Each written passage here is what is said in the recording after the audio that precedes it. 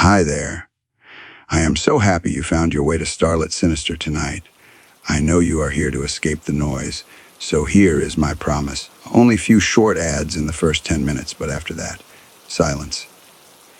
The rest of the video is completely ad-free so you can sleep undisturbed.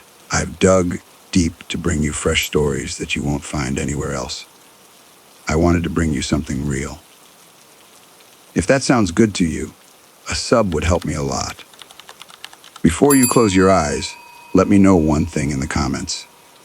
What is the weather like outside your window right now? I love imagining where you all are listening from. Now, get comfortable. Let the dark in.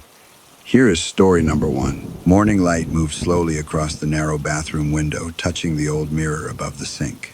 Oliver Shaw leaned forward, splashed cool water on his face, and closed his eyes for a moment. When he opened them again, he saw something small that did not match the rhythm of his own body. His reflection blinked, not with him, but a fraction of a moment after.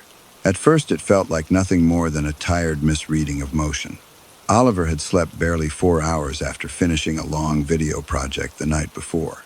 He rubbed his eyes, dried his hands on the towel, and leaned closer to the mirror. This time, he blinked slowly on purpose. The reflection followed perfectly.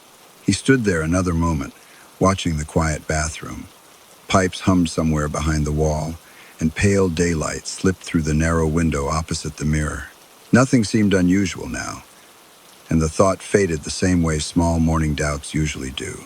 Still, the feeling of that delayed blink stayed somewhere in the back of his mind.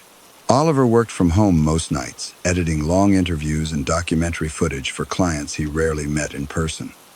The hours stretched late, often until 2 or 3 in the morning. By the time he slept, the world outside the mill building had already fallen silent. The apartment itself had once been part of a textile factory. Long corridors had been divided into small flats, each room narrow and tall. Large mirrors had been mounted on the walls years ago to bounce daylight deeper into the space. At first, Oliver liked them. They made the apartment feel bigger than it was. Later that day, he prepared for a video call with a client in London. Before opening the meeting window, he glanced at the small camera preview on his monitor. His face looked tired but presentable. Out of habit, he stood and checked the hallway mirror as well. For a moment, everything aligned normally. Then, as he turned away, he had the faint impression that the reflection finished the motion just slightly behind him. The delay was so small it could have been imagined. Oliver stopped walking and looked back again. The mirror showed him standing exactly where he was. He stayed there a few seconds longer than usual. The apartment remained quiet. Later that evening, he noticed something else while brushing his teeth. When he relaxed his mouth after rinsing, the reflected version of him seemed to hold the expression a fraction longer. The difference was barely visible, but once he saw it, the image felt strangely attentive. Oliver leaned closer. He smiled faintly. The reflection smiled back at exactly the same time. He shook his head, turned off the bathroom light, and told himself it was nothing more than fatigue. Long editing sessions often made his eyes strain in odd ways. Still, the mirrors had begun to feel different. Over the next few days, Oliver found himself paying attention to them more often than before. Not intentionally at first. The awareness simply slipped into ordinary routines, while combing his hair before a call, while passing the hallway mirror on the way to the kitchen, while washing his hands late at night. Most of the time, everything behaved normally. Yet occasionally there was a pause, a moment where the reflection seemed to complete a movement just after he had already finished it. It was never dramatic, never large enough to prove anything, just enough to make him look again. Oliver began testing it, without fully admitting that was what he was doing. One afternoon, he raised his hand quickly in front of the bathroom mirror. The reflection matched perfectly. He blinked several times in rapid sequence. Still perfect. He tilted his head sideways and held the position. Again, the mirror followed him precisely. For a while, he felt relieved. Maybe the earlier moments had been tricks of light from the window opposite the mirror. The angle of daylight changed often in that narrow room. But a week later, while preparing coffee in the kitchen, he glanced toward the tall mirror near the living area. His shoulders relaxed as he exhaled. The reflection seemed to continue holding the tension in his posture for just a fraction longer. Oliver stepped closer to the mirror. The reflection stepped with him. He lifted one eyebrow slowly. The reflection lifted it with exact timing. Nothing about it was clearly wrong, and yet the small doubt returned. A few days later, his friend Daniel stopped by after work. Daniel lived across town and occasionally visited when he finished shifts at a nearby restaurant. They sat in the living room, drinking tea while the evening light faded through the tall windows. At some point, Daniel excused himself and walked toward the bathroom. Oliver stayed seated, staring at the dark television screen across the room. The reflection of the apartment lights appeared faintly on the glass. Daniel returned a moment later, drying his hands. "Your bathroom mirror is huge," he said casually. "Makes the room look twice the size." Oliver hesitated. Did anything seem odd about it? Daniel looked puzzled. "Odd how?" Oliver shrugged slightly. "Sometimes it feels like the reflection moves a little late." Daniel laughed softly. "You mean like a delay?" "Yeah, just a tiny one." Daniel leaned back in the chair. "That's probably your sleep schedule messing with you. When I worked night shifts, my eyes played tricks all the time." Oliver nodded slowly. The explanation sounded reasonable. After Daniel left, the apartment felt unusually quiet. Later that night, Oliver stood in the bathroom again. He blinked. The reflection blinked, perfectly aligned. He waited there another minute, unsure what he expected to see. Eventually, he turned off the light and went back to his desk. For several days, he tried ignoring the mirrors entirely. He avoided looking directly at them unless necessary. While washing his hands, he focused on the sink instead of the glass above it. Passing the hallway mirror, he kept his gaze toward the floor. At first, this helped. Without constant checking, the strange delays faded from his attention. But avoiding the mirrors created a different feeling. The apartment contained more reflective surfaces than he had realized. The hallway mirror, the bathroom mirror, a smaller one near the bedroom door. Every time he passed one without looking, he felt aware of it behind him, waiting quietly in the background of the room. Eventually, curiosity returned. One evening, after finishing an editing project, Oliver stood in front of the hallway mirror again. He lifted his hand slowly. The reflection lifted its hand with him. He blinked once. The reflection blinked as well. Everything looked normal. Relief moved through him for a moment. Then he lowered his hand and stepped slightly to the side. The reflection lowered its hand. But before shifting its stance, it remained perfectly still for a fraction of a second, as if deciding how to continue the movement. Oliver leaned closer. The mirror showed the same calm face looking back at him. Nothing in the image proved what he thought he saw. Still, the idea settled quietly in his mind. He began testing the reflection more deliberately. Sometimes he turned his head quickly and then stopped. Sometimes he blinked twice in uneven patterns. Sometimes he held a smile longer than felt natural. Most of the time, the mirror followed him exactly. But every so often, the reflection seemed to finish an expression just after he had already relaxed. The difference remained subtle, never large enough to confirm, only enough to make him repeat the movement again. Days passed like this. His attention slowly shifted from work toward observation. While editing footage on his computer, he occasionally opened the camera preview window and watched his own face there too. The camera always matched perfectly. Only the mirrors behaved differently. One afternoon, he noticed something else. When he avoided mirrors for several hours and then finally looked into one, the reflection appeared completely still for a brief moment. Not delayed, still, as though waiting for his movement to begin. The moment lasted less than a second, but it happened again later that night. Oliver stood quietly in front of the bathroom sink. He stared at the reflection without moving. The reflected version of him stared back. Then Oliver lifted his hand. The reflection lifted its hand, perfectly synchronized. He lowered it again. The reflection lowered its hand. Everything looked ordinary, yet Oliver felt a quiet shift inside the moment. The mirror no longer seemed like a simple surface copying motion. It felt more like something observing him carefully, learning the timing of his routines, learning the small patterns of how he moved through the apartment. Over the following week, Oliver looked into mirrors less often. When he needed to check his appearance before a call, he used the small camera preview instead. He brushed his teeth while looking down at the sink. He passed the hallway mirror without lifting his eyes. Life became simpler that way, but the rare moments when he did look again, felt stranger each time. The reflection always appeared calm, perfectly accurate, except for the faint pause at the beginning. That small instant where the reflected version of him seemed to wait before moving.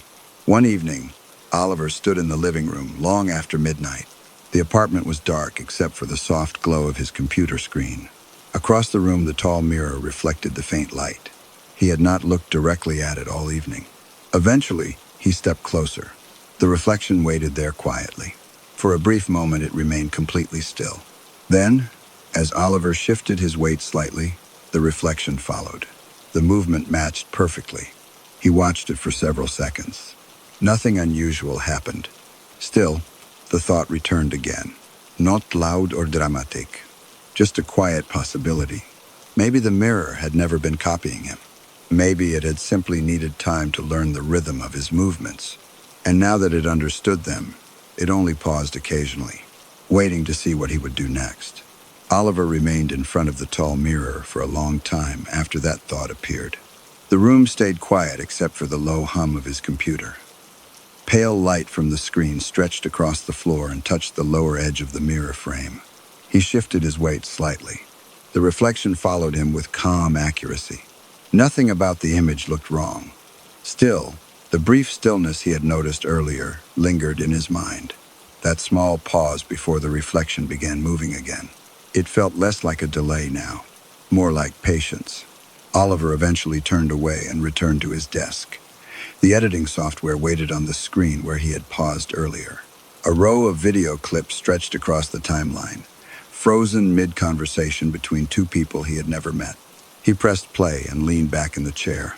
For a while, he managed to focus on the work, cutting pauses, adjusting audio levels, matching the rhythm of one shot to the next. But every now and then, his eyes drifted toward the mirror behind him. Not directly, just enough to feel aware of it in the room. Later that night, he stood in the kitchen preparing tea. The kettle clicked softly as it cooled. Across the room, the hallway mirror caught a narrow strip of light from the stove. Oliver watched the reflection from where he stood. He lifted his hand slowly. The reflection lifted its hand with him. He lowered it again. The reflection lowered its hand. Everything matched. Still, Oliver stepped closer. He stopped a short distance from the glass and looked carefully at the reflected version of his own face. His eyes looked slightly tired, the way they often did after long nights of editing footage. He blinked once. The reflection blinked with him. Then he waited. Nothing happened. Oliver exhaled quietly and turned away, carrying the mug of tea back toward his desk. The next afternoon, he woke later than usual. Rain had begun outside the old mill building, tapping gently against the narrow windows. The apartment felt dim, even though it was nearly midday. Oliver walked into the bathroom and turned on the light. For a moment, he forgot about the mirrors completely. He washed his hands, splashed water on his face, and reached for the towel hanging beside the sink. Then his eyes lifted toward the mirror again. The reflection showed him standing there exactly as he was. But for a fraction of a second, the reflected version of his shoulders seemed slightly higher than they should have been. As if it had not fully relaxed yet, Oliver lowered the towel slowly. The reflection lowered it as well. He leaned closer to the glass. The mirror showed his face in calm detail, the faint shadow under his eyes, the soft line of concentration between his eyebrows. Everything looked ordinary, yet the feeling remained. Later that evening, Daniel sent a message asking if Oliver wanted to meet for coffee the next day. Oliver agreed without thinking much about it. It had been a while since he left the apartment during daylight hours. The following afternoon, they met at a small cafe a few blocks from the mill building. Rain still drifted across the streets outside, turning the pavement dark and reflective. Daniel stirred sugar into his drink and studied Oliver for a moment. "You look like you didn't sleep much," he said. Oliver shrugged. "Late editing again." Daniel nodded. They talked about ordinary things for a while. Work, the weather, a film Daniel had watched recently. Eventually, Oliver mentioned the mirrors again, though he tried to sound casual. "Have you ever noticed reflections lagging a little?" he asked. Daniel raised an eyebrow. "Lagging how?" "Just slightly, like a movement finishes a moment later than it should." Daniel leaned back in his chair. "That sounds like eye strain, honestly. Your brain can misread motion if you're tired enough." Oliver nodded slowly. The explanation felt reasonable again. When they finished their drinks, Oliver walked back to the apartment through the damp streets. The old mill building rose above the narrow road, its tall brick walls darkened by rain. Inside, the corridor lights flickered softly as he climbed the stairs. The apartment door closed behind him with a quiet click. For a while, he focused on work again, editing footage and answering emails. Evening gradually settled outside the windows. At some point, he stood to stretch his shoulders and walked toward the hallway. The mirror waited there in its usual place. Oliver had not planned to look directly at it, but he did. The reflection appeared instantly, and again there was that faint pause, just long enough for Oliver to notice. He stepped closer. The reflection stepped with him. He tilted his head slightly. The reflection tilted its head as well. Everything matched perfectly once the motion began. Oliver watched the mirror quietly for several seconds. Then he spoke out loud without thinking. "Are you waiting?" The apartment remained silent. The reflection's mouth moved exactly when his did. Oliver let out a quiet breath and stepped away. That night he avoided the mirrors again. He brushed his teeth while looking at the sink. He prepared food without glancing toward the hallway glass. Even when passing the bathroom door, he kept his eyes on the floor. But sometime after midnight, he needed to wash his hands. The bathroom light came on with a soft click. Oliver stepped to the sink and turned the faucet. Cool water rushed over his fingers. For several seconds, he managed not to look up. Then his eyes lifted toward the mirror. The reflection was already there. Still, not delayed, not moving, just standing in place exactly as he was. Oliver stared at it. The reflection stared back. Then Oliver slowly raised his hand. The reflection followed immediately. He lowered it again. Again, the reflection matched perfectly.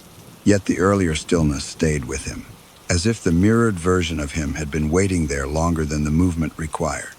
Over the next few days, Oliver noticed the pattern more clearly. When he approached a mirror suddenly, the reflection always appeared motionless for the smallest fraction of time before continuing. If he stood there already looking at it, everything behaved normally. The pause only happened when he arrived unexpectedly. Oliver began wondering whether the reflection had simply grown used to his routines. The way he crossed the hallway, the way he leaned over the sink, the way he checked his appearance before opening a video call. All of those movements happened in similar patterns every day. Maybe the mirror expected them now. One evening he tried something different. Instead of walking directly toward the hallway mirror, he stepped slowly backward into view while looking at the floor. When he lifted his eyes, the reflection was already there, standing exactly where it should be. But again there was that faint pause before it began moving with him. Oliver remained very still. For the first time he noticed something subtle about the reflected face. The expression looked calm, perhaps calmer than he actually felt, almost as if it had been waiting there quietly for a while. He raised his hand slowly. The reflection raised its hand. The motion matched perfectly. Still, Oliver felt a quiet shift in the room. Not fear exactly, just the sense that the mirror was no longer reacting to him the way it used to. Later that night, he sat at his desk watching the dark computer screen after finishing work. The apartment felt unusually still. Across the room, the tall mirror reflected a faint glow from the streetlights outside. Oliver stood and walked toward it one last time before going to bed. The reflection waited there again, completely still for that brief instant. Then it moved with him as he stepped closer.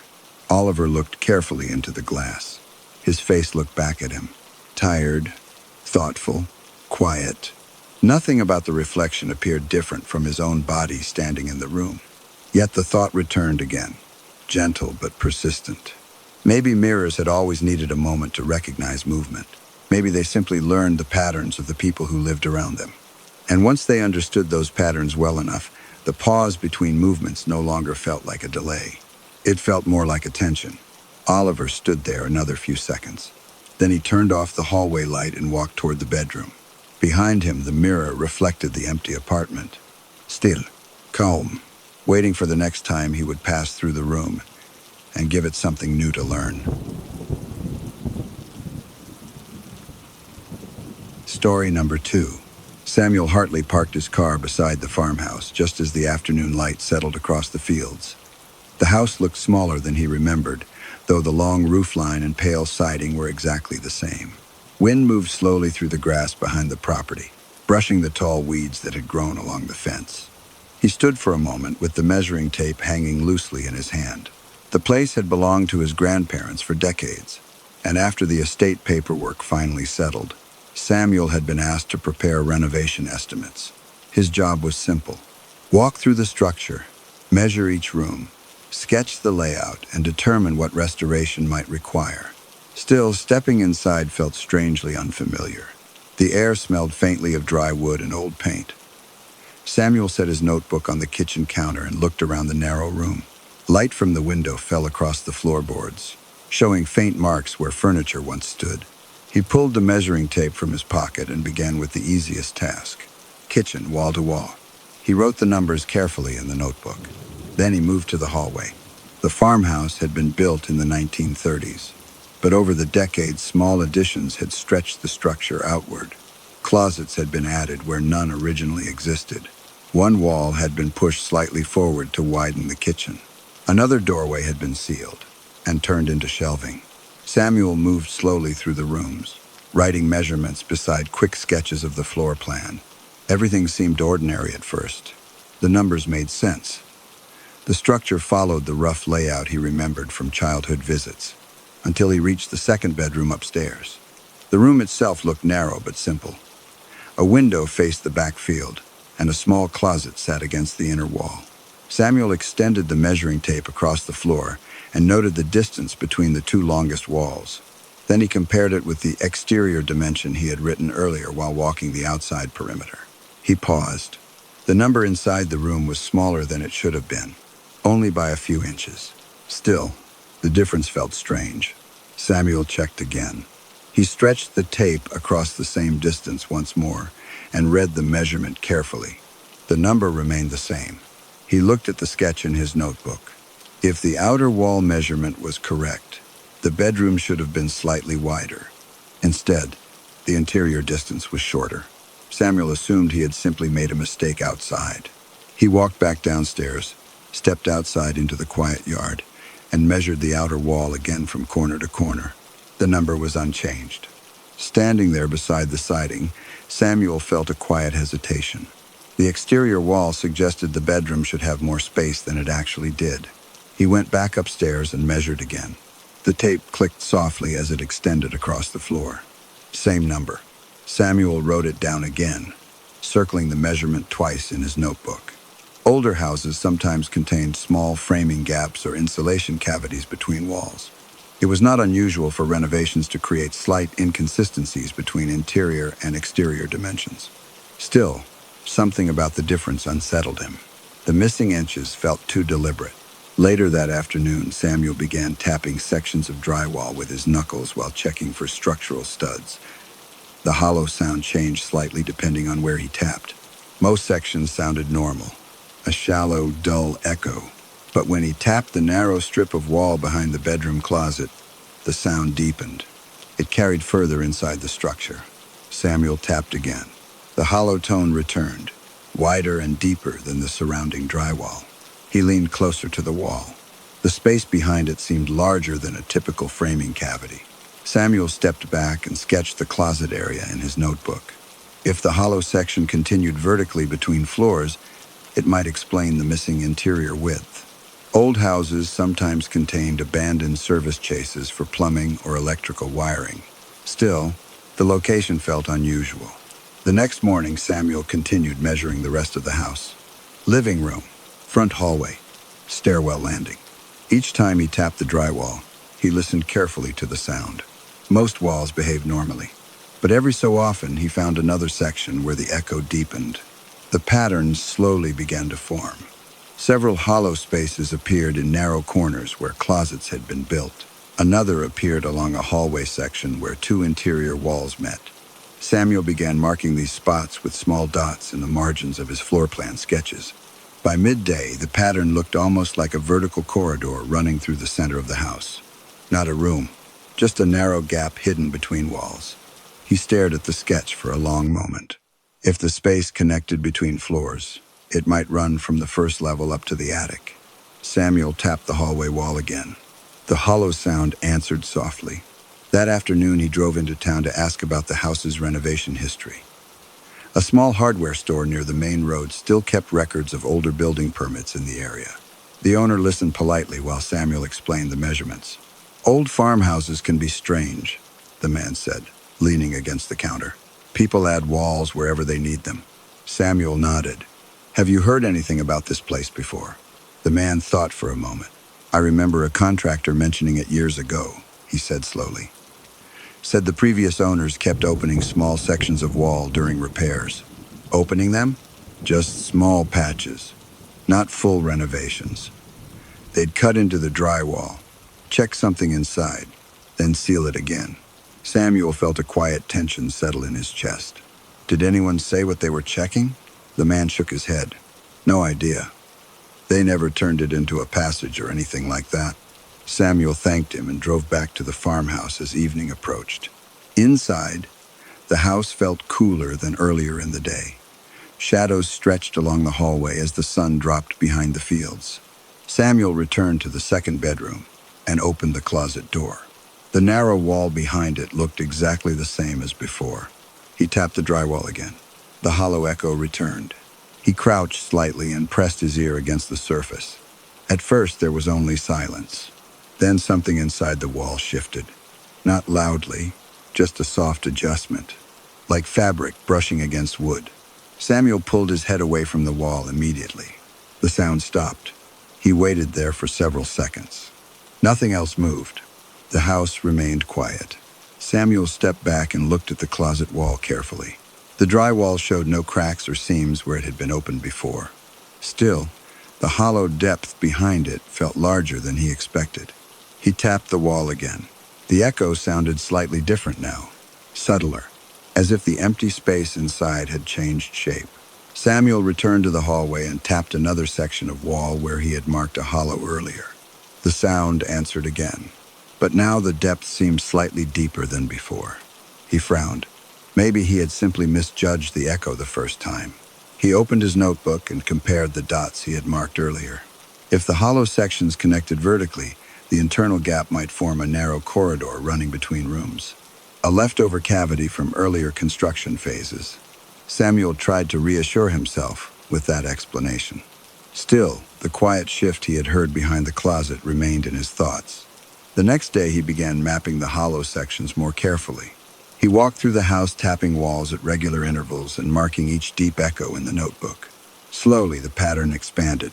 Closets, corners, thin strips between adjoining rooms, all connected in a line that seemed to travel through the center of the structure. The corridor itself would have been too narrow for a person to stand comfortably, but wide enough for something to move through slowly. Samuel stopped tapping for a moment. The idea had arrived quietly, without much effort. He closed the notebook halfway and looked around the hallway. The farmhouse remained still. Wind brushed the trees outside the windows. Nothing else moved. Later that evening, Samuel returned to the bedroom closet again. The air inside the room had grown cooler as the sun disappeared behind the fields. He knelt beside the narrow wall and tapped gently. The hollow sound answered. He pressed his ear against the drywall once more. For several seconds, there was nothing. Then a faint shift traveled through the hidden space again. The movement sounded careful, measured, like someone adjusting their position inside a narrow place. Samuel stepped away slowly. The sound faded back into silence. He moved into the hallway and tapped another section of wall where the hollow corridor should have continued. The echo returned, but the depth now seemed slightly different. Not deeper, just redistributed. Samuel looked down at the notebook again. The pattern he had drawn earlier no longer matched what he was hearing. The hollow space had shifted, not dramatically, just enough that the corridor no longer aligned with the dots on his map. Samuel stood very still. The house felt quieter than before. He tapped one more section of wall near the staircase. The hollow sound answered again, and for the first time he noticed something subtle about the echo. It seemed to travel further along the structure than earlier in the day, as if the empty corridor inside the walls had slowly adjusted its position after he began mapping it. Samuel closed the notebook and looked down the length of the hallway. Nothing in the farmhouse appeared different. The walls remained exactly where they had always been. Still, the thought settled quietly in his mind. Perhaps the extra inches hidden inside those walls had never been empty. Perhaps the space had always belonged to something that simply preferred not to be measured. Samuel stood there a few moments longer, listening to the quiet house. Somewhere inside the walls, the hollow depth shifted again. Then everything returned to stillness. Samuel remained in the hallway for a long moment after the sound faded. The farmhouse felt still again, the same way it had been when he first arrived 2 days earlier. Wind moved softly outside, brushing the tall grass along the fence line. The quiet inside the house felt deeper than before. He looked down at the notebook in his hands. The floor plan sketches filled several pages now. Small dots marked each place where the drywall sounded hollow. When he first began tapping the walls, the pattern seemed simple. Now it no longer aligned with the echoes he heard. Samuel walked slowly toward the staircase and tapped the wall again. The hollow tone answered. He moved a few feet further along the hallway and tapped another section. This echo sounded shallower than it had earlier that afternoon. Samuel wrote a small question mark beside the dot in his notebook. He stepped back toward the bedroom closet again. The drywall there produced the same deep, hollow tone as before, yet the space behind it felt wider somehow. Not physically wider, but more open, as if the internal gap had shifted deeper into the structure. Samuel pressed his palm gently against the wall. The drywall felt cool. He waited there a moment, listening. Nothing moved. Still, the quiet shift he had heard earlier stayed with him. He returned downstairs and sat at the kitchen table. The notebook lay open in front of him while evening shadows crept slowly across the room. Samuel began redrawing the floor plan more carefully. Exterior walls first, then interior partitions, closets, doorways. Each measurement appeared exactly where it should, except for the hollow corridor. If the internal space existed where he originally mapped it, the dots would align into a narrow vertical strip through the center of the house. But after the sound changed, the new echo suggested something slightly different. The corridor seemed to lean toward one side of the structure now, only by a few inches. Still, enough that the earlier pattern no longer made sense. Samuel leaned back in the chair and stared at the sketch. The house had been renovated several times over the decades. Walls added, closets inserted, small sections sealed and reopened during repairs. He tried to imagine the internal framing behind the drywall. Perhaps some sections contained unused service gaps, old electrical chases, unused insulation cavities. Those spaces could shift slightly, depending on how the renovations had been layered. Still, the idea felt incomplete. Samuel closed the notebook. The farmhouse had grown darker while he sat there. Only a faint blue light from the window touched the kitchen floor. He stood and walked slowly back toward the hallway. The mirrors in the old house had long been removed during previous renovations, leaving only plain walls and narrow corridors. Samuel tapped the drywall again. The hollow sound returned. This time the echo carried further along the structure than before. He paused, then tapped again. The same tone answered. Samuel walked another few steps down the hallway. Tap, another hollow echo. The depth sounded almost identical to the previous one, as though the internal space now stretched continuously between the 2 points. Samuel looked down at his notebook again. Earlier that day, those 2 sections had sounded different. Now they matched. He moved back toward the staircase and tapped a 3rd section of wall. This echo also sounded deeper than before. Samuel stood quietly, listening to the fading vibration of the drywall. A quiet realization settled over him. The hollow spaces inside the walls were not staying in fixed positions. They were redistributing themselves. Not dramatically, just slightly. Enough that the corridor he had mapped earlier no longer matched the internal echoes. Samuel felt a small tightening in his chest. He told himself there was still a reasonable explanation. Old framing cavities could connect in complicated ways. Air pressure inside wall spaces might change how sound traveled through them. Still, he returned upstairs with the notebook in hand. The bedroom closet waited where it always had. Samuel knelt beside the narrow wall again. He tapped gently. The hollow sound answered, but the tone now seemed softer, not shallower, just different. He leaned closer and pressed his ear against the drywall once more. For several seconds he heard nothing. Then a faint movement passed through the hidden space. Not a step, not a scrape, just a slow adjustment, like someone shifting carefully inside a narrow corridor. Samuel pulled back slightly. The sound stopped again. He remained crouched beside the closet wall, breathing quietly. The farmhouse around him felt strangely attentive. Samuel stood and walked back into the hallway. He tapped the drywall near the stairwell again. The hollow echo returned.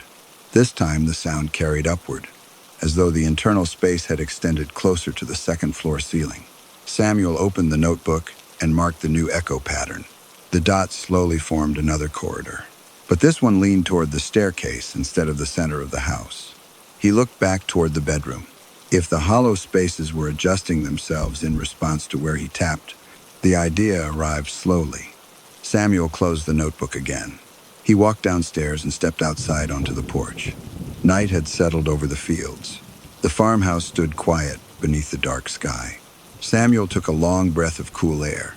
The explanation he had been building all day suddenly felt fragile, because the echoes had not simply changed. They had changed after he began mapping them, after he tapped the walls, after he listened closely. Samuel looked back toward the house. The windows showed only faint darkness inside. From the outside, the structure looked exactly as it had when he arrived. Solid, ordinary, yet the measurements still didn't align, and the hollow spaces inside the walls were no longer staying where he first found them. Samuel returned inside slowly. The hallway felt darker now, though the same dim ceiling light still glowed above the staircase. He walked toward the bedroom again. The closet door stood slightly open. Samuel tapped the wall behind it once more. The hollow sound answered. Then, almost immediately, the faint shifting noise returned inside the drywall. Not far away, closer than before. Samuel froze. The sound lasted only a second. Then, silence returned. Samuel stepped back from the wall. The echo inside the corridor had changed again. He walked out into the hallway and tapped another section near the staircase. The hollow tone answered, but now the sound felt much deeper. Samuel slowly turned toward the bedroom. The hollow corridor inside the walls had moved again. It now seemed to pass directly beside the bedroom closet, closer than it had earlier that evening. Samuel stared at the narrow strip of drywall for a long moment. Then he opened the notebook again. The dots on the page no longer represented the space accurately. The hidden corridor had shifted several inches closer to the room. Not much, but enough that the earlier measurements were wrong again. Samuel stood quietly in the hallway. The farmhouse felt completely still. Wind brushed the trees outside. The floorboards creaked faintly beneath his weight. Then, from somewhere inside the wall beside him, the faint shifting sound returned one more time. Careful, patient, almost as if something inside the narrow corridor had adjusted its position again. Not away from him, but slightly closer to the room where he stood. Samuel closed the notebook slowly. The numbers written on the page no longer reassured him, because the extra inches hidden inside the walls were not fixed spaces left behind by old construction. They were spaces that seemed to move quietly through the structure, spaces that slowly redistributed themselves after he began measuring them. Samuel looked once more at the bedroom closet wall. The drywall appeared exactly the same as before. Still, ordinary, yet somewhere inside the structure, the narrow hollow corridor shifted again. Then everything returned to silence. Samuel remained there a few seconds longer, listening to the quiet farmhouse, and wondering whether the hidden depth inside those walls had always belonged to something patient enough to wait until someone finally started measuring the house carefully enough to notice it. Story number 3. Martin Ellison first noticed the footsteps sometime after midnight, during one of the quieter hours of his shift. The logistics dispatch system on his laptop had gone silent for a moment, leaving only the soft hum of the refrigerator in the kitchen behind him. Martin leaned back in his chair and stretched his shoulders. That was when he heard it. A slow step from the house next door, then another. The sound traveled through the narrow brick wall that separated the two terraced homes. It carried softly through the floor joists, the same way ordinary household sounds sometimes did when neighbors walked across wooden floors. Martin turned his head slightly, listening. Another step. Then, silence. He waited a few seconds longer before returning to his screen. It was not unusual for sounds to travel between the houses. The walls were old and thin, built in the Victorian era, when the row of homes had first been constructed. Still, something about the rhythm felt unusual. The house next door had been sold months earlier, and as far as anyone on the street knew, nobody had moved in. At first, Martin assumed the sound must have come from another property further down the row. Terraced houses often carried noise in strange ways, but the footsteps returned the following night, and the night after that. They appeared at irregular hours, usually late, when most of the neighborhood had already gone quiet. Martin would be sitting at his desk reviewing shipment logs when the slow pacing began again. One step, another, then a pause. Sometimes the sound crossed the entire length of the neighboring floor. Other times it stopped halfway through the room, as if the person walking had paused to consider something. Martin found himself listening more carefully each night. He began turning off small appliances in the kitchen while working, just to reduce the background noise. The television stayed dark now. Even the kettle remained unplugged during his shift. Silence made the footsteps easier to hear. Eventually, Martin noticed that the pacing seemed to follow the same path each night, from the back of the neighboring house toward the front, then back again, a quiet route through rooms that should have remained empty. One evening, Martin stepped into the hallway and pressed his hand gently against the shared wall. The footsteps continued on the other side. Not loud, just slow, measured. The pattern suggested someone walking through the downstairs rooms of the neighboring house. Martin returned to his desk and opened the property listing on his phone again. The house had indeed been sold, but no moving truck had ever appeared. No lights had turned on at night, and the windows still remained bare. 2 days later, Martin mentioned the sounds to Mrs. Dalrymple, the elderly woman who lived 2 houses down. She stood outside her front gate, watering a row of small plants while he walked past. "Has anyone moved into number 14 yet?" Martin asked casually. Mrs. Dalrymple looked up. "Oh, no," she said. "The owner lives in London somewhere. Bought it as an investment, I think." Martin hesitated. "Strange," he said. "I thought I heard someone inside last night." She smiled faintly. "These old houses make plenty of noise on their own. Floors settling, pipes shifting. You'll hear all sorts of things if you listen too closely." Martin nodded. That explanation made sense. Still, the footsteps returned again that evening. This time, the pacing lasted longer. Martin stood quietly beside the wall while listening. The steps crossed the neighboring room slowly, back and forth. At one point, the movement stopped directly opposite where he stood. Martin waited. The silence stretched for several seconds. Then the pacing resumed again, continuing toward the front of the house. Martin felt a small tension settle in his chest. It almost felt as though the person walking had paused because they sensed someone standing on the other side of the wall. The thought faded quickly. Still, Martin returned to his desk without turning on the television again. Over the following week, the footsteps gradually became part of his nightly routine. They appeared so often that Martin began adjusting his own habits around them.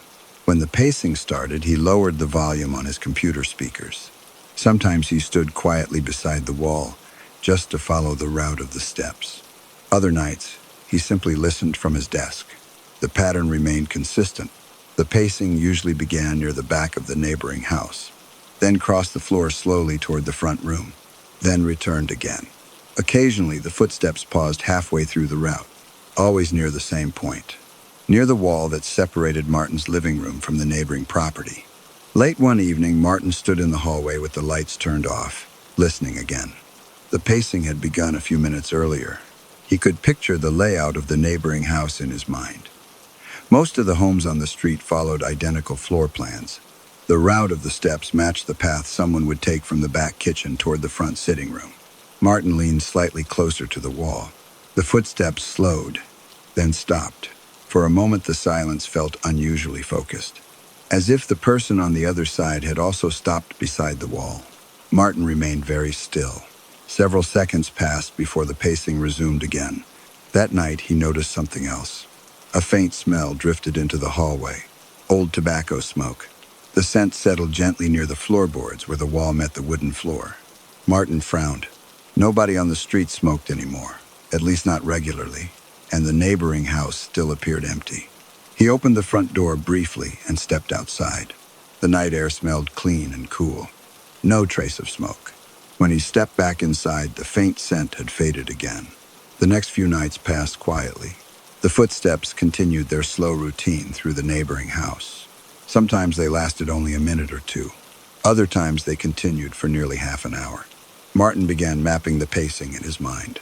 Back room, hallway, front room. Then, the return. He never heard doors open, never heard furniture move, only the steady rhythm of someone walking through empty rooms. One night, the footsteps stopped near the shared wall again. This time, they remained there longer. Martin stood quietly beside the wall, listening. The silence lasted almost a full minute. Then something shifted gently on the other side.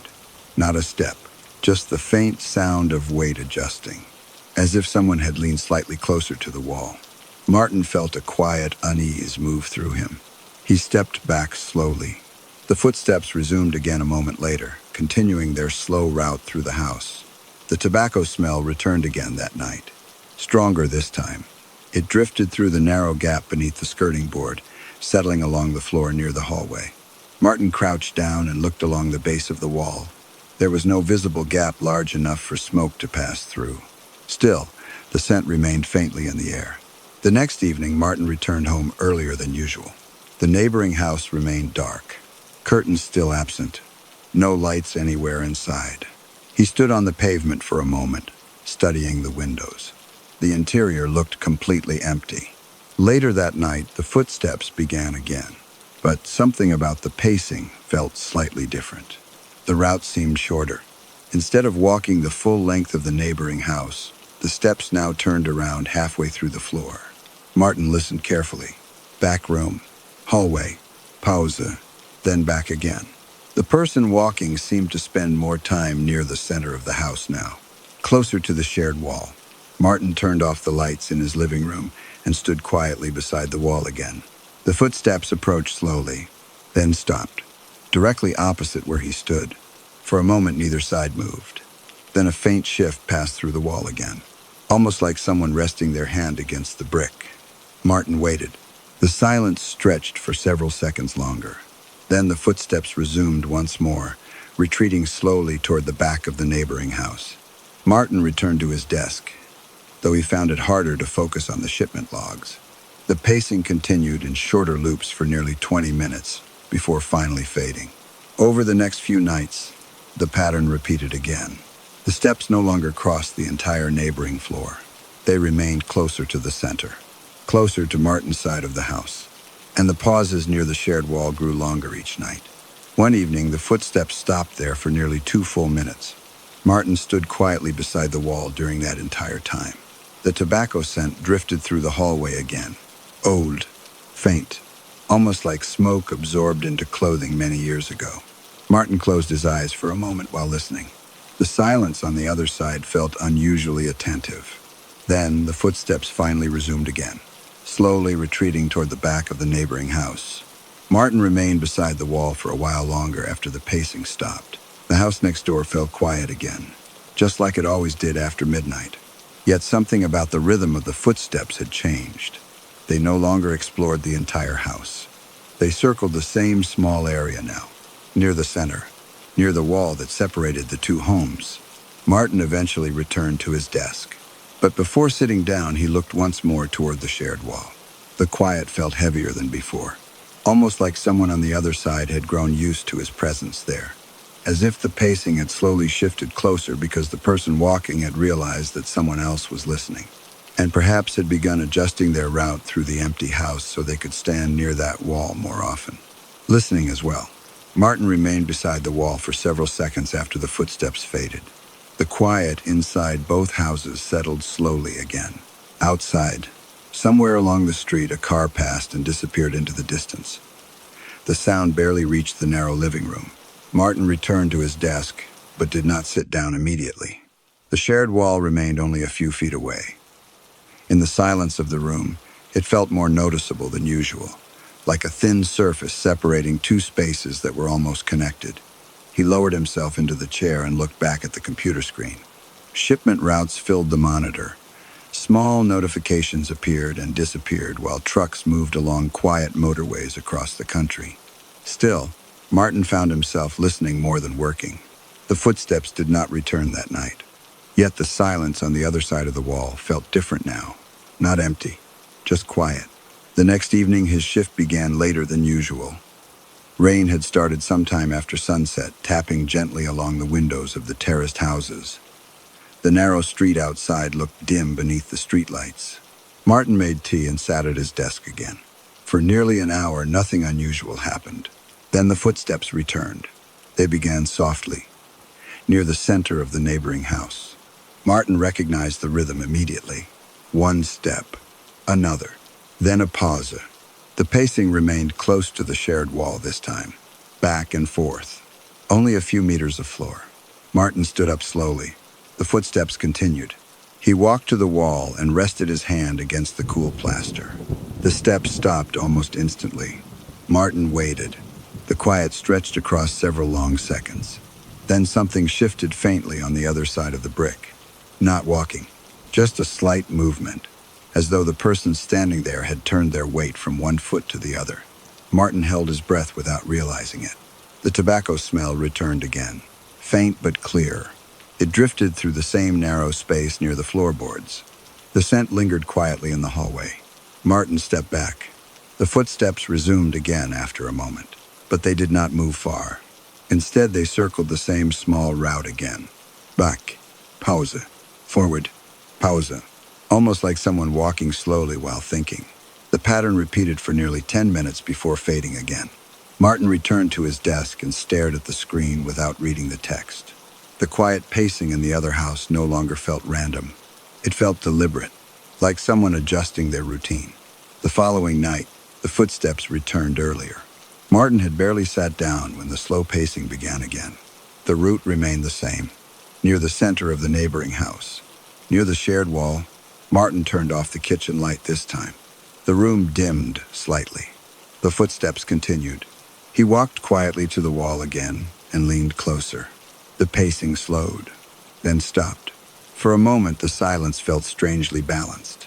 Two people standing on opposite sides of the same wall. Martin remained still. Then, very slowly, the faintest sound came through the brick. Not footsteps, breathing. So soft it might have been imagination. Martin stepped away from the wall. The pacing resumed almost immediately, back toward the rear of the house, then forward again. Later that night, the footsteps continued much longer than usual. Nearly half an hour passed before they stopped. When they did, the silence that followed felt heavier.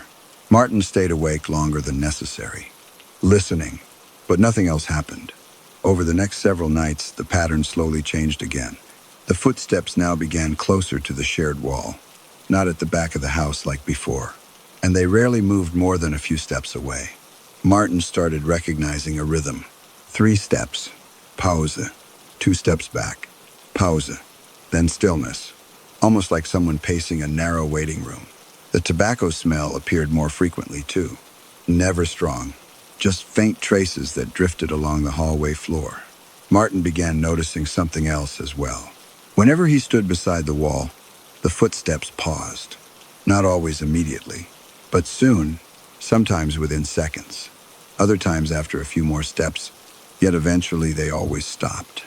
The silence that followed those pauses felt unusually attentive, as if the person next door had begun noticing his presence too. One evening, Martin returned home earlier than usual. The sky outside still carried a dull gray light. He unlocked the front door and stepped inside. For a moment, the house felt unusually quiet. Then he heard it. A single step from the neighboring house. Not late at night, not after midnight, but now, Martin froze in the hallway. Another step followed, then a pause. He glanced at the clock on the wall. 6:30 in the evening. The footsteps had never appeared this early before.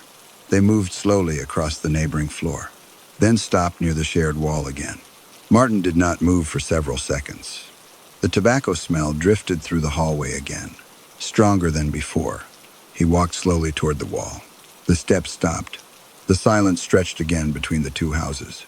For a moment, Martin wondered whether he should knock. Just once.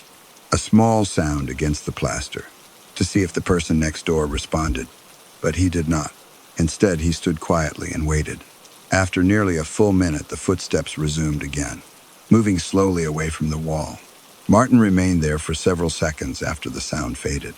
Then he returned to the kitchen and made tea. That night, the footsteps returned again, just after midnight. This time, they stayed very close to the wall. 3 steps. Pause. 2 steps back. Pause. Martin stood beside the wall again while listening. The steps stopped almost immediately. Then something new happened. A faint sound traveled through the plaster. Not a step. Not breathing.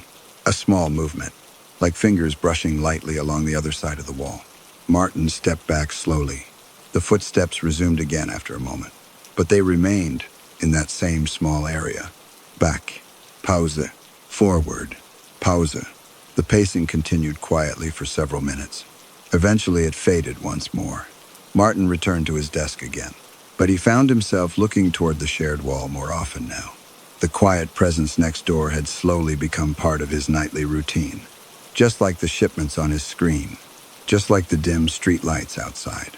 Yet one thought remained with him as the hours passed. The footsteps had changed their route over time. They had slowly moved closer to the shared wall, closer to where he listened, as if the person in the empty house had gradually learned where someone else was standing, and had begun adjusting their own quiet pacing so they could remain near that wall longer, listening to the same silence from the other side. Story number 4. The fluorescent lights above the darkroom sinks hummed in a low, steady tone that most people stopped hearing after a few minutes. I never quite did. Something about the sound helped me focus while working with film, like a quiet reminder that the room existed outside whatever image I was studying. The photography lab sat on a narrow street in Portland, Maine, a few blocks from the harbor. From outside, it looked like a modest storefront with fogged windows and a faded sign about film processing. Inside, the front area sold used cameras and boxes of chemicals, while the back hallway led to the rented darkroom stations. Most evenings I worked there alone. Estate sales often left me with boxes of forgotten objects. Cameras appeared more often than you might expect. Families cleaning out old houses tended to pack them into drawers with instruction manuals, rolls of film, and sometimes envelopes of photographs that no one had bothered to sort. That afternoon, I had opened one of those drawers inside a cedar desk, purchased from a house on the edge of town. The sale had been quiet. Only a few neighbors attended, and the organizer said the family had already moved away months earlier. Inside the drawer was a camera, not especially rare. A compact 35mm model from the late 70s, metal body worn smooth from handling. The leather grip had faded to a soft gray color. When I opened the back panel, I found something more interesting. A roll of film still loaded inside. The frame counter showed it had already been exposed. I wrapped the camera in a towel and brought it straight to the lab. Working with undeveloped film always carries a strange feeling. You know something exists inside the sealed cartridge, but you have no idea what moment it captured. Weddings, birthdays, ordinary afternoons, someone once pointed the camera and decided that instant was worth saving. Most of those moments remain forgotten. I removed the film carefully in the darkroom and wound it onto a developing reel. Chemicals moved slowly through the tank while the timer ticked beside the sink. The routine was mechanical enough that my mind drifted to the estate sale again. The house had been larger than most along that road. A dining room with tall windows faced the backyard, and the table inside had been polished to a dull glow by years of use. I remembered that detail because the room had felt strangely intact compared to the rest of the house. The family photos had been taken down, but the table remained set with 8 chairs. When the developing process finished, I hung the strip of negatives to dry. Under the overhead light, I leaned closer. Several frames were visible along the strip. Most looked similar at first glance, variations of the same room. A long table, chairs arranged neatly, candles standing in a straight line through the center. The final frame caught my attention immediately. Even as a negative image, something about the shapes around the table looked wrong. I waited until the film dried before moving to the enlarger. The lab stayed quiet except for the soft whir of ventilation pulling chemical fumes upward through a duct in the ceiling. Outside the darkroom door, someone laughed in the front shop. Then the sound faded as the street door closed again. When the first print slid into the tray of developer, the image slowly revealed itself. A dining table. 8 plates arranged evenly. Wine glasses catching the overhead light. Candles placed between each setting. And people sitting in every chair. At least, that was the intention. Where each face should have been, there was only a pale blur. Not a motion blur exactly.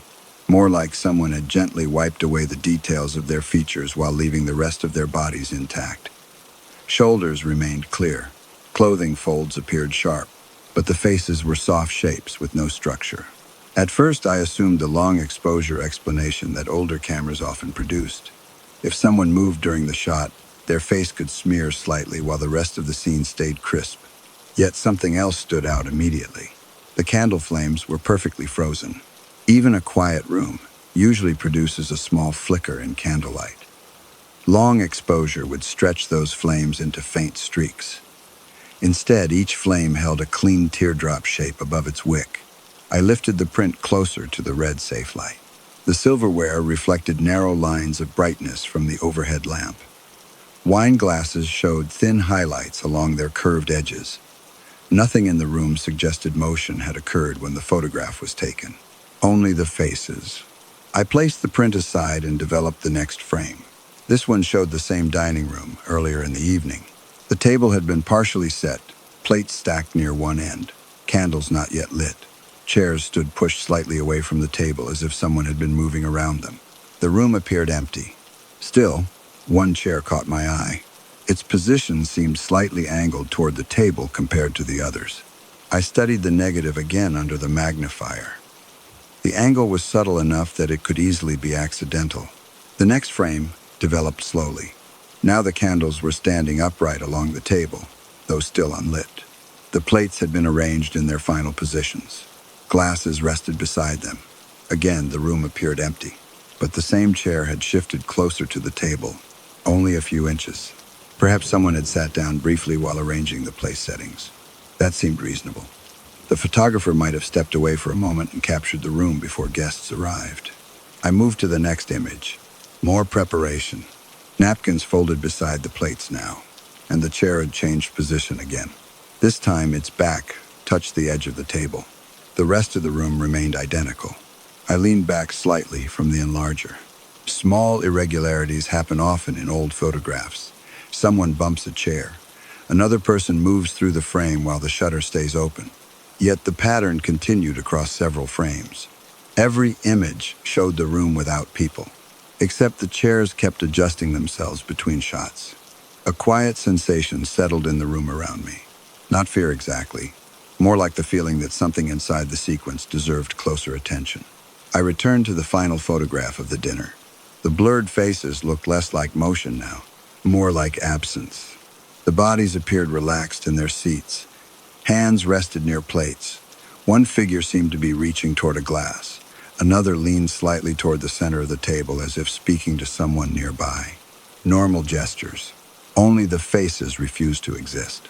Curious, I placed the print beneath the enlarger again and adjusted the magnification. The wine glasses reflected small, distorted versions of the room. Their curved surfaces bent the scene into narrow shapes that sometimes revealed details invisible in the main image. Under higher magnification, the reflections sharpened slightly. Each glass showed the faint outline of the people seated nearby. But the reflections did something strange. The shapes of their heads appeared slightly misaligned with their bodies. A shoulder in the main photograph might line up with a glass reflection, yet the head shape within that reflection sat a fraction to the left, almost as if the reflection belonged to someone sitting beside the person at the table. I examined another glass. The same subtle misalignment appeared again. The reflected head shape existed, but it did not match the blurred face above the shoulders. I stepped away from the enlarger and rubbed my eyes for a moment. Sometimes staring at photographs too long creates patterns that aren't really there. Our brains try to organize shapes into meaning. Still, the negatives suggested something else. Earlier frames. Empty chairs moving gradually toward the table. Final frame. All chairs occupied, but the faces erased. The ventilation system above the darkroom shifted tone slightly as the building's heating turned on. Warm air drifted downward through the ceiling vent. The prints drying beside the sink rustled faintly. I returned to the sequence of earlier photographs and laid them side by side along the counter. 8 chairs around the table. In the first frame, one chair angled outward. Second frame, slightly closer. Third frame, touching the table. Fourth frame, fully aligned with the others.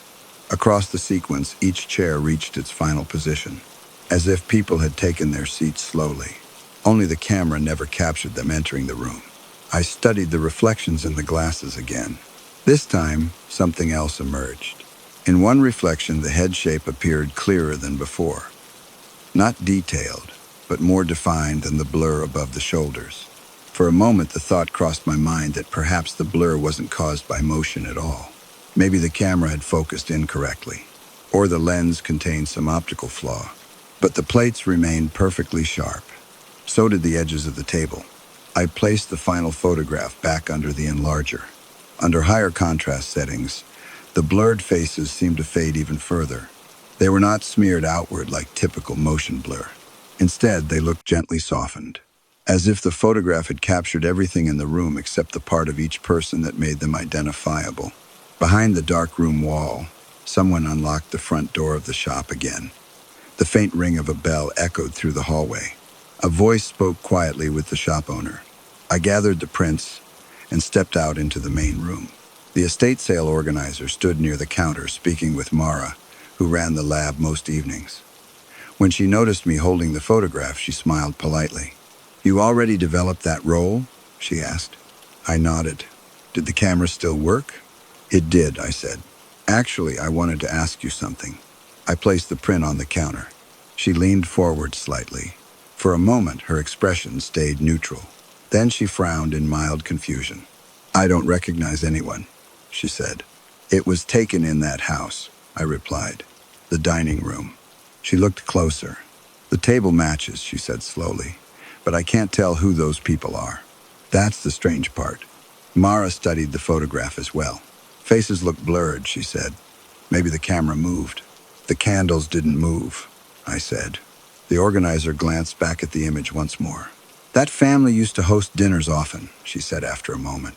"Neighbors mentioned it when we prepared the sale. Formal ones, apparently." She tapped lightly near the edge of the photograph. "But I never saw this picture anywhere in the house." I asked if the camera had been found with other photographs. She shook her head. "Just that desk drawer, right?" "Yes." Her expression remained thoughtful. "Funny thing," she added. "I went through that room a few times while organizing the sale. And?" She hesitated slightly. "The chairs were pulled out from the table when we arrived." Mara looked up from the photograph. "All of them?" she asked. "Yes. But when you bought the desk," she continued, turning toward me, "the chairs had been pushed in." I nodded slowly. "That's how I remember it." The organizer shrugged. "Maybe someone straightened them during the sale." "Perhaps." Yet the sequence of photographs remained clear in my mind. Chairs, moving inward across several frames, people appearing only at the final moment, and faces that the camera somehow failed to keep. Later that night, I returned to the dark room alone. The lab lights dimmed automatically after closing hours, leaving only the glow above the workstations. Outside, the harbor fog had rolled into the streets, muffling distant traffic. I placed the final photograph beneath the enlarger again. This time I examined the reflections in the glasses one by one. Each reflection held a faint head shape, clearer than the blur above the shoulders. Yet none aligned with the bodies seated at the table. The misalignment was small, only a few inches, but enough to suggest the reflections belonged to someone sitting slightly beside each chair, as though 2 sets of people occupied the table, one captured by the camera, another visible only in the reflections. I stared at the photograph for a long time. Eventually, the shapes stopped feeling like separate figures.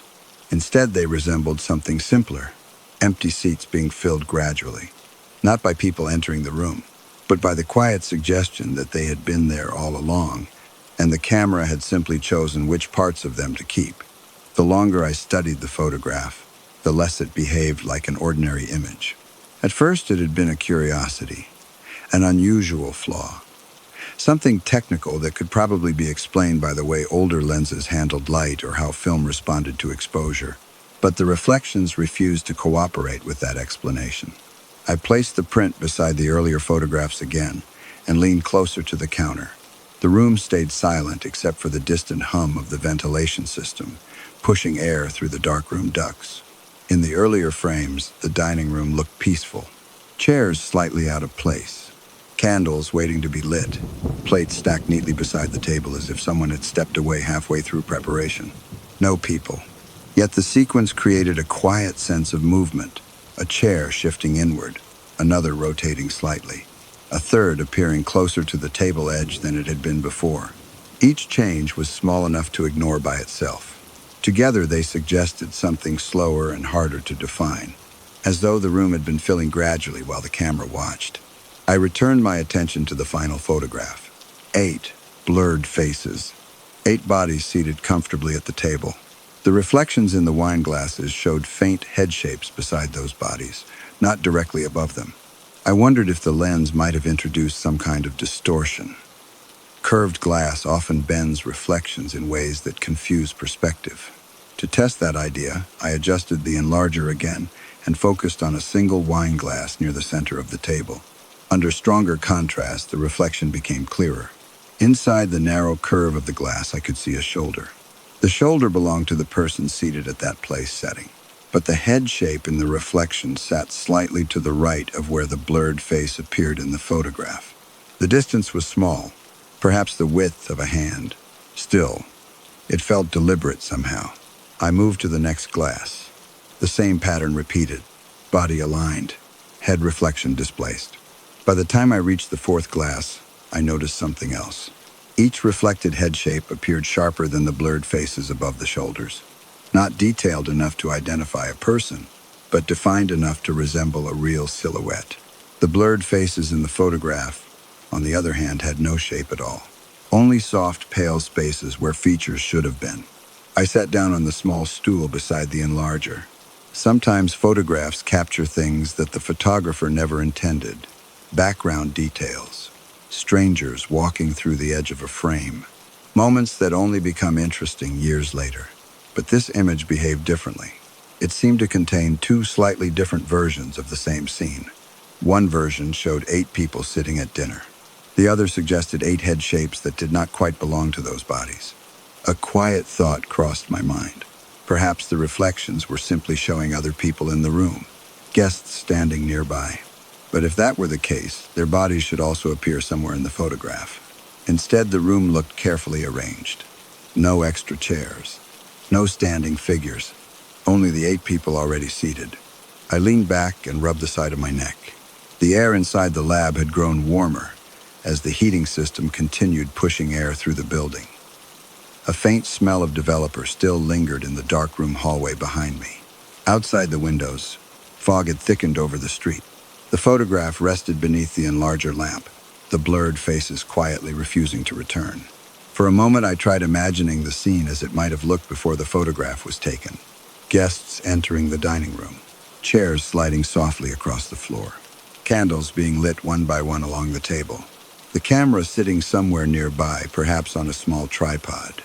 Someone deciding to capture the moment before dinner began. Yet the earlier photographs complicated that idea.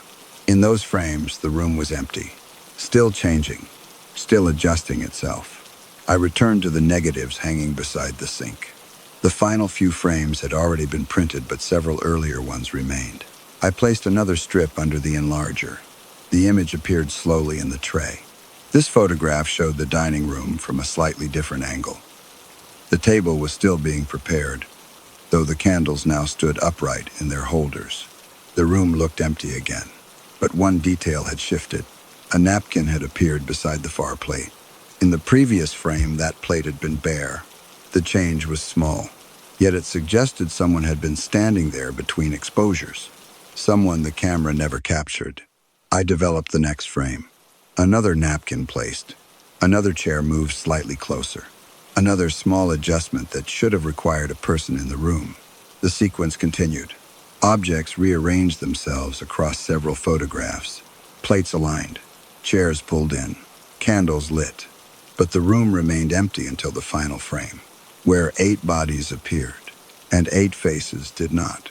I carried the photographs to the front room again and laid them across the counter beneath the overhead lights. The estate sale organizer had left earlier. Mara had gone home not long after closing the shop. The building felt quieter now, almost like the photographs had brought their own silence with them. I studied the first frame again, the table half prepared, one chair angled outward, no people. The second frame, candles placed, chairs slightly closer, still empty. The third, napkins folded, chairs aligned, empty. The fourth, everything ready, empty. Then the final photograph, dinner guests seated calmly around the table. 8 bodies, 8 blurred faces, the reflections showing 8 head shapes slightly beside those bodies. I leaned over the counter and traced the progression with my finger. Chair moving inward, another chair shifting, a place setting appearing. It reminded me of something I had noticed during the estate sale, the dining room itself. When I first walked through the house, the chairs had been pulled away from the table, as though dinner had ended and someone had stood up quickly. But when I returned later to purchase the desk, the chairs had been pushed neatly back into place. At the time, I assumed someone else had tidied the room. Now the memory felt slightly different. Not wrong, just incomplete. I picked up the final photograph again and turned it toward the light. The blurred faces remained soft, almost gentle. They did not feel erased exactly. More like the photograph had chosen to keep the bodies but leave the identities behind. I wondered briefly what might happen if someone tried to photograph that room again. Would the same chairs appear filled? Or would the camera show the empty table that the earlier frame suggested? The thought lingered longer than expected. After a while, I gathered the photographs and placed them inside a protective sleeve. Objects from estate sales often carry fragments of the lives that owned them. Letters, receipts, old notebooks filled with half-finished lists. Sometimes photographs preserve moments that no one else remembers. This roll of film had done something slightly different. It had preserved a dinner that the camera could only partly recognize. The table, the plates, the chairs, even the reflections in the glasses, all perfectly clear. Everything that made the people themselves visible had simply softened away. I turned off the enlarger and stepped toward the front door of the lab. Fog pressed gently against the streetlights outside, turning the sidewalk into a pale gray tunnel leading toward the harbor. For a moment, I imagined the dining room again, the candles glowing quietly, chairs filled one by one as dinner guests took their seats, the camera waiting nearby, capturing the moment when the room finally felt complete.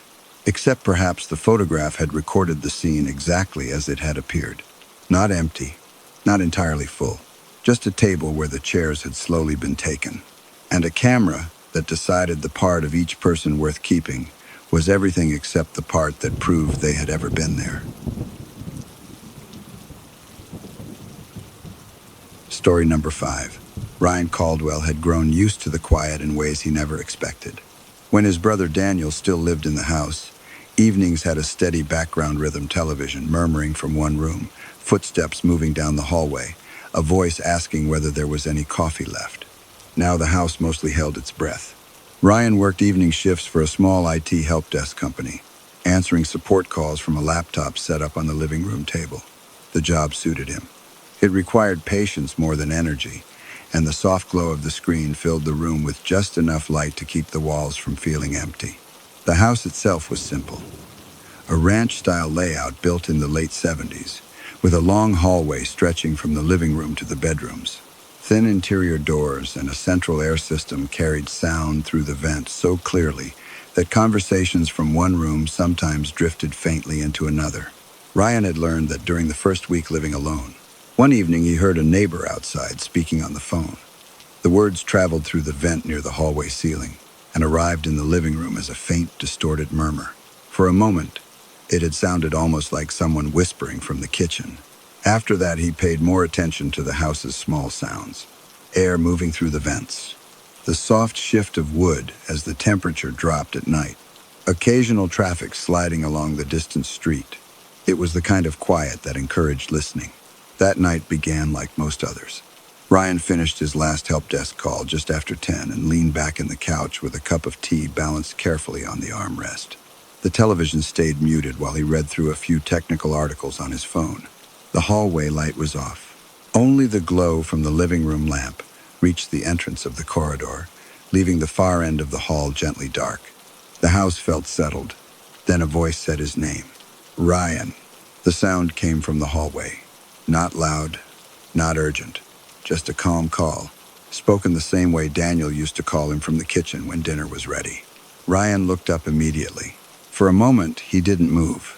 The voice had been clear enough that he instinctively expected to see his brother leaning around the corner of the hallway. But the corridor stayed empty. Ryan waited another second, listening. Nothing followed. The house returned to its quiet rhythm, the faint hum of the air system moving through the vents and the soft ticking of the clock above the television. He told himself it had probably come through the ductwork. Voices traveled strangely through those vents. A neighbor outside, someone walking past the house, even distant radio chatter could occasionally echo through the metal channels. Still, the voice had sounded familiar. He stood up slowly and stepped toward the hallway entrance. "Daniel?" he called out without thinking. His own voice traveled down the corridor and faded gently against the closed bedroom doors. No reply came back. Ryan checked the front door out of habit. Still locked. He walked halfway down the hall and glanced into the kitchen. The room sat exactly as he had left it earlier, the overhead light off, and the counter reflecting a thin strip of light from the living room. A quiet feeling settled in his chest. Not fear exactly, just the mild uncertainty that comes from hearing something you cannot quite explain. He returned to the couch and sat down again. For the rest of the evening, the house remained silent. 2 nights passed before the voice returned. Ryan had just finished another support call. The conversation still echoed faintly in his ears as he closed the laptop and stretched his arms above his head. The hallway remained dark again. He had begun leaving the light off intentionally. Somehow, the darker hallway made the living room feel warmer. Ryan stood up to refill his cup in the kitchen. He reached the entrance of the hallway. Then he heard it again. Ryan. The voice sounded exactly the same as before. Soft, familiar, calm. The sound drifted from somewhere farther down the corridor.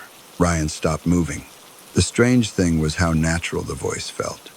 Daniel often called his name with that same patient tone, usually when he needed help carrying something or wanted Ryan to check a computer issue. For a brief second, Ryan almost answered. Then he remembered. Daniel lived 3 hours away now in Tulsa. Ryan stayed still, listening carefully. The voice did not repeat itself. Air moved quietly through the ceiling vent above the hallway. A faint metallic echo traveled through the ductwork as the heating system adjusted. Ryan walked slowly down the corridor this time. He checked each room. Bedroom, bathroom, storage closet. Every door opened to an empty space. He stood there for a moment with one hand resting on the hallway wall. The house had many ways to carry sound. Perhaps someone outside had spoken at the right moment, and the vents shaped the voice into something familiar. Ryan returned to the living room and sat back down. Still, the memory of the voice lingered. Not the sound itself, the tone. Exactly the way Daniel used to say his name. A few days later, Ryan mentioned it during a phone call with his brother. Daniel laughed softly. "Old houses do that sometimes," he said. "Sound travels weird through vents." "Maybe," Ryan replied. "You're probably just hearing someone outside." Ryan hesitated before answering. "It sounds like you, though." Daniel chuckled again. "Well, that's because you're used to hearing my voice in that house. Your brain probably fills in the blanks." Ryan considered that explanation. Memory had a way of shaping sound. Still, something about the timing felt strange. The voice only appeared during quiet moments, and always from somewhere inside the hallway. Later that week, Ryan began paying closer attention. Not obsessively, just small adjustments. He turned the television off earlier in the evening, closed the kitchen door once he finished dinner. Sometimes he stood still near the hallway entrance for a few seconds before walking down it. Most nights, nothing happened. The house remained calm and predictable. Air moved gently through the vents. Pipes clicked faintly when the temperature changed. The familiar background noises of a quiet home continued. Then one evening, just before midnight, the voice returned again. Ryan had been sitting on the couch reading.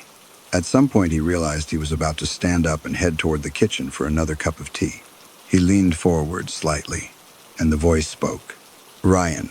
The sound came from somewhere near the far end of the hallway.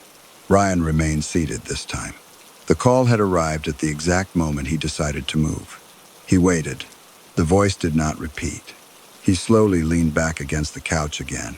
The hallway remained still. After a while, Ryan stood up and walked to the kitchen anyway. The house stayed silent. Over the next few nights, he noticed something else. The voice only appeared during certain moments. Never while he was already moving. Never while he was speaking. Only when he paused. Especially when he seemed to hesitate about leaving the living room. Ryan tested the pattern quietly. One night, he stood halfway up from the couch and then sat back down again. The house remained silent. Another evening, he walked directly into the hallway without stopping. Nothing happened. But on a night when he paused again just before stepping forward, the voice returned. Ryan. Soft. Patient. Almost expectant. Ryan stood still in the living room, looking toward the hallway entrance. The voice had sounded closer this time. Not from the far end of the corridor. More like the middle of it. As if someone stood quietly just out of view. He walked forward slowly. The hallway remained empty. He checked the vents along the ceiling. Air moved through them gently. Nothing unusual. Still, the timing of the voice continued to stay consistent. Always during hesitation. Always before he moved. Weeks passed like that. Ryan never felt truly afraid of the voice. If anything, it carried the calm familiarity of someone calling from another room. But the pattern grew harder to ignore. One evening, he sat in the living room and deliberately waited before standing up. He watched the hallway, listened carefully. Nothing happened. He waited another minute. Still quiet. Finally, he leaned forward again, and once more the voice arrived. Ryan.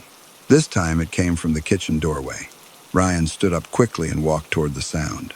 The kitchen sat empty. A faint breeze moved through the vent above the refrigerator. He turned slowly and looked back toward the hallway. The house felt exactly the same as always. Still, comfortable, but the voice had clearly shifted its position, as though it had followed him, or perhaps moved ahead of him. Ryan stood in the kitchen for several seconds, thinking about the pattern again.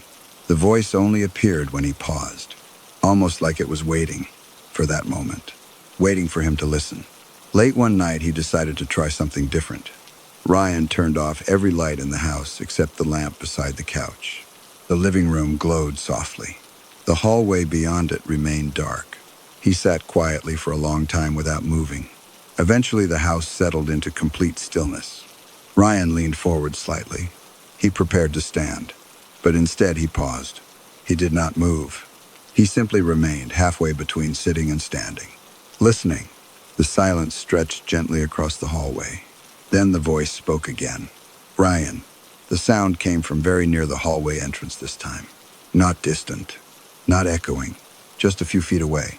Ryan slowly sat back down. The house returned to silence. He looked toward the hallway again.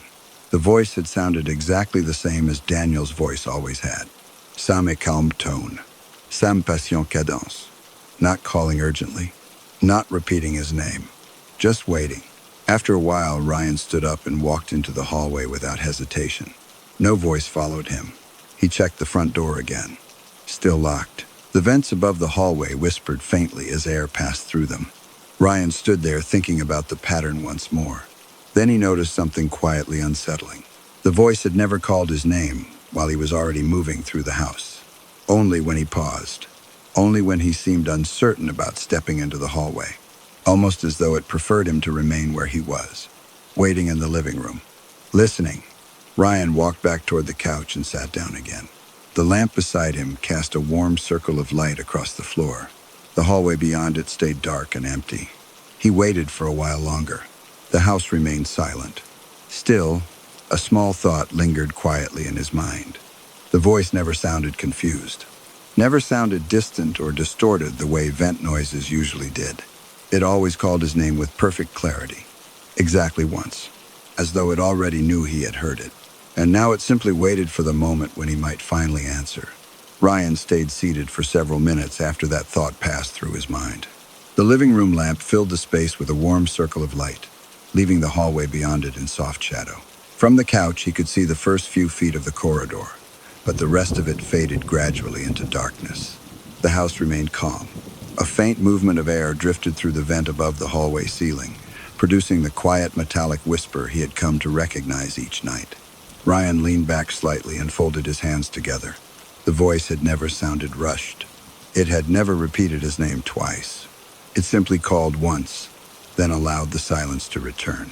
Almost the way someone might speak to another person in the next room, confident that they had already been heard. Ryan tried to recall the exact tone Daniel usually used when calling him. There was a certain softness to it. Not quite a question, not quite a command. Just a calm signal that someone wanted his attention. The voice in the hallway matched that tone almost perfectly. That was the part he found hardest to dismiss. A neighbor's voice traveling through the vents would sound distorted. Words would stretch slightly or break apart as the metal duct carried them through the house. But the voice he heard always sounded clear, exactly like Daniel. Ryan glanced toward the hallway again. For a moment, he considered walking down it immediately. Instead, he stayed where he was. The pattern had begun to reveal itself slowly over the past weeks. The voice appeared during hesitation, not during movement. So Ryan decided to remain still. He turned off the lamp beside the couch. The living room darkened, leaving only the faint glow from the kitchen clock visible down the hallway. Ryan waited. Nothing happened at first. The quiet stretched through the house like a thin blanket settling over the furniture. After a while, he shifted slightly on the couch, preparing to stand. Then he paused. The moment he hesitated, the voice returned. Ryan. The sound came from somewhere near the middle of the hallway again. Ryan did not move this time. He kept his eyes fixed on the dark entrance of the corridor. The voice did not repeat. A small wave of air passed through the ceiling vent, producing a soft metallic click inside the ductwork. Ryan slowly leaned back again. If the sound truly came from the vents, then turning off the house's airflow might change something. He stood up and walked to the thermostat near the kitchen. The heating system clicked off quietly. Within a few seconds, the faint airflow in the vents faded. Ryan returned to the couch and sat down again. The hallway remained dark and still. Now the house felt even quieter than before. No air moving. No distant humming from the ventilation system. Only the occasional creak of wood as the temperature settled. Ryan waited again. Minutes passed. He remained seated without moving. Eventually, he leaned forward slightly. Not enough to stand. Just enough to create that familiar moment of hesitation. For a moment, nothing happened. Then the voice spoke again. Ryan. Ryan felt a small chill across his shoulders. The sound had come from the kitchen doorway this time. But the vents were silent. The heating system remained off. No airflow carried sound through the ducts anymore. Ryan turned his head slowly toward the kitchen. The room beyond the doorway remained dark. He stood up carefully and walked toward it. Nothing waited there. The refrigerator hummed softly. The clock above the stove glowed faintly in the darkness. Ryan stepped inside the kitchen and looked toward the hallway again. The house appeared exactly the same as always. Still, ordinary. Yet the voice had clearly moved, and it had spoken without the help of the ventilation system. Ryan turned the heating back on and returned to the couch. He sat down quietly, letting the house settle back into its normal rhythm. The air began moving through the vents again. The familiar whisper returned. For the rest of the evening, he did not hear the voice again. The next day, Ryan called Daniel during his lunch break. "Quick question," Ryan said. "Yeah? When you call my name at the house, what does it usually sound like?" Daniel laughed lightly. "What do you mean?" "Just the way you say it." There was a short pause on the line. "Probably the same way anyone says someone's name," Daniel replied. "Why?" Ryan hesitated before answering. "I've been hearing it sometimes." "Hearing what?" "Your voice." Daniel chuckled. "You mean on the phone?" "No," Ryan said quietly. "From the hallway." Daniel's laughter softened. "Ryan, I live 3 hours away." "I know. You're probably just hearing the house settle or something through the vents." Ryan considered telling him about the night he turned the heating system off. Instead, he simply nodded to himself. "Yeah," he said, "probably." They talked about other things for a while before ending the call. That evening, Ryan returned to the living room earlier than usual. The house still carried the faint warmth of the afternoon sun through the windows. He sat down on the couch and watched the hallway again. Over the past few weeks, he had learned the house's patterns. The voice rarely appeared while he actively watched the hallway. It preferred the moment when his attention drifted, or when he hesitated between rooms. Ryan decided to test something new. He stood up and walked halfway toward the hallway. Then he stopped. He waited. Nothing happened. Ryan stepped back toward the couch. Still nothing. Then he turned slightly, as though preparing to walk into the hallway again. He paused. The voice came immediately. "Ryan." The sound came from the far end of the corridor this time. Ryan stayed still. He realized something subtle about the voice in that moment. It did not sound closer or louder when it moved. The distance always felt slightly uncertain, almost as if the sound wasn't traveling through the hallway at all, more like it appeared there. Ryan slowly sat back down again. The house remained quiet. He wondered briefly what would happen if he answered. The voice had never repeated itself, but it always sounded patient, almost expectant, like someone waiting politely for a reply. Ryan leaned forward again. He paused deliberately. The hallway remained silent this time. Perhaps the voice had already decided he was not going to answer. Or perhaps it simply waited for another moment. Ryan sat there for a long time. Eventually, he stood up and walked down the hallway without stopping. The bedrooms remained empty. The bathroom light reflected faintly off the mirror. Nothing unusual waited in any room. Ryan returned to the living room again. As he sat down, a quiet thought settled in his mind. The voice had never tried to scare him. It had never shouted, never called repeatedly. It simply spoke once, always at the moment he hesitated. As if the house had learned that hesitation was the easiest way to reach him. Ryan looked toward the hallway one more time. For a moment he considered answering, just once, to see what would happen. But the thought passed. Instead, he leaned back on the couch and turned on the television. The quiet voice did not return that night.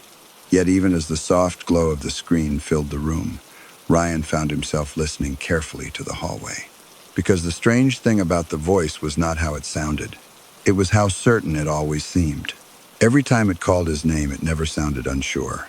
Never sounded like it wondered whether he was there. It always spoke with the quiet confidence of someone who already knew exactly where he was sitting, and that he was listening.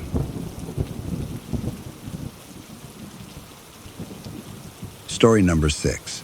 Daniel Reeves had already been driving for nearly 3 hours when the highway began to empty around him. The night over southern Alberta stretched wide and quiet. Prairie land rolled out on both sides of the road, dark fields fading into a low horizon where distant farm lights occasionally blinked like small stars resting on the earth. His van moved steadily along Highway 41, the tires humming softly against the pavement. Daniel drove these routes often. His job involved transporting medical supplies between hospitals in smaller prairie towns, sometimes leaving one city just after sunset and arriving somewhere else close to midnight. Most nights he followed the same highways, but occasionally a delivery required him to reach places he had never visited before. Tonight's route was supposed to take him toward a small town outside Medicine Hat. At least that's what the navigation screen said.